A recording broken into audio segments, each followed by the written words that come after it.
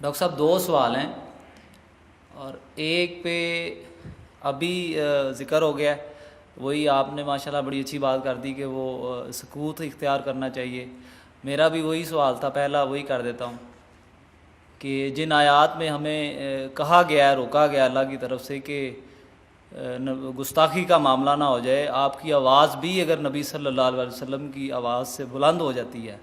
تو گستاخی ہو جائے گی اور آپ کے اعمال ضائع ہو جائیں گے اور ہمیں پتہ بھی نہیں چلے گا۔ اس میں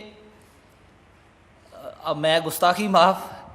بعض دفعہ محسوس کرتا ہوں، آپ کی ماشاءاللہ ہمیں اللہ نے رہنمائی عطا فرمائی ہے، ہم بڑے خوش قسمت ہیں، خاص طور پہ جب آپ قرآن پڑھتے ہیں، مجھے سچی بات ہے بڑا ایمان میں اضافہ ہوتا ہے۔ لیکن بعض دفعہ ایسا لگتا ہے کہ جیسے نبی صلی اللہ علیہ وسلم، دل کے حال اللہ جانتا ہے، میرا یہ یقین بھی ہے کہ انشاءاللہ تعالی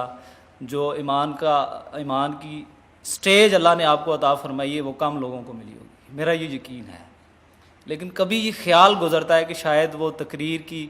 روانی میں آپ کچھ ایسا کہہ جاتے ہیں یا ہو جاتا ہے جس سے یہ لگتا ہے کہ شاید یہ سرکار کی شان کے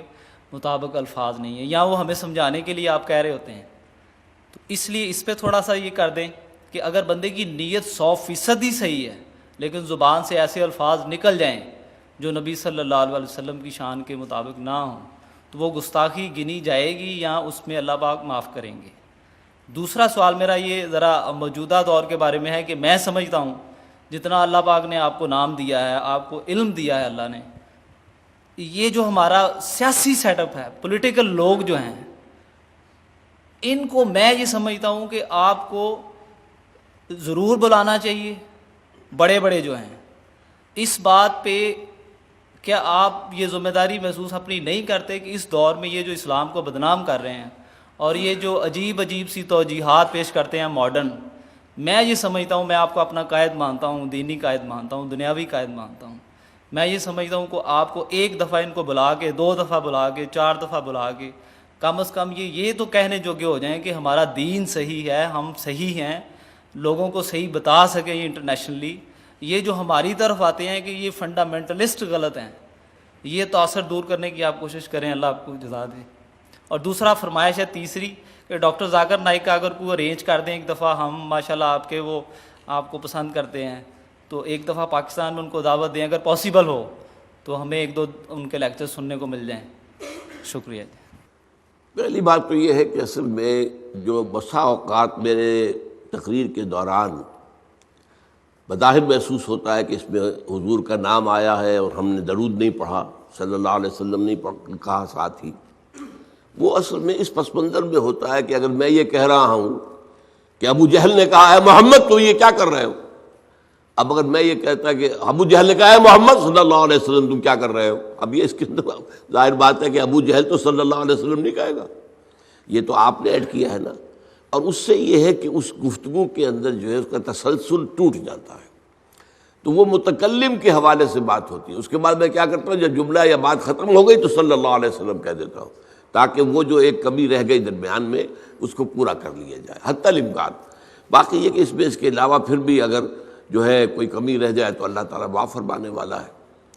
دوسری بات یہ ہے کہ یہ جو آپ جن کے بڑے لوگوں کے نام لے رہے ہیں، ہمارے معاشرے کے اندر ہر شخص کی ایک قیمت مقرر ہو چکی ہے۔ آپ کے نزدیک میری قیمت کچھ اور ہے، ان کے نزدیک میری کوئی قیمت نہیں ہے، میری کوئی سیاسی فالوئنگ نہیں، میرا کوئی مذہبی فرقہ نہیں، میرے پاس کوئی دولت نہیں کہ میں بڑی سی دعوت کر کے ان کو بلاؤں، تو وہ جو حیثیتیں ان کے ہاں شمار ہوتی ہیں وہ آپس کے اندر تو ان کی ایک برادری ہے۔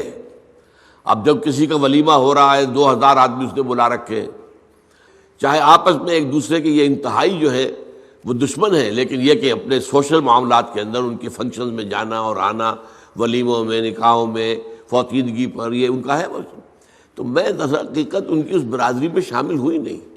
میں تو درویش ہوں۔ آپ کے نزدیک میری قیمت جو ہے وہ ہے، کسی اور کے نزدیک بھی ہو سکتی ہے،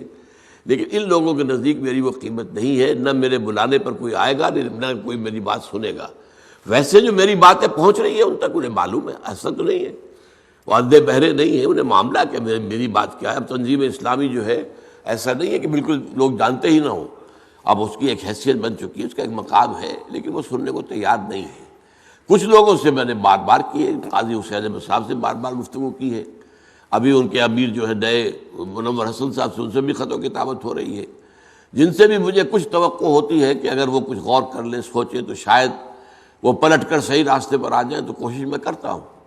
لیکن بعض لوگ جو ہیں جن کے لیے یہ سیاست کھیل ہے، دنیا کمانے کا اور اپنی حیثیت بنانے کا،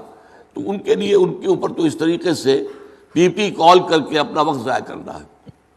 تیسری بات جو ہے ذاکر نائک کی، وہ پاکستان آنا نہیں چاہتے، یہ ان کا ڈکلیئرڈ ہے معاملہ۔ وہ یہ کہتے ہیں کہ ہمیں ابھی تک بھارت کی حکومت نے کچھ نہیں کہا ہے،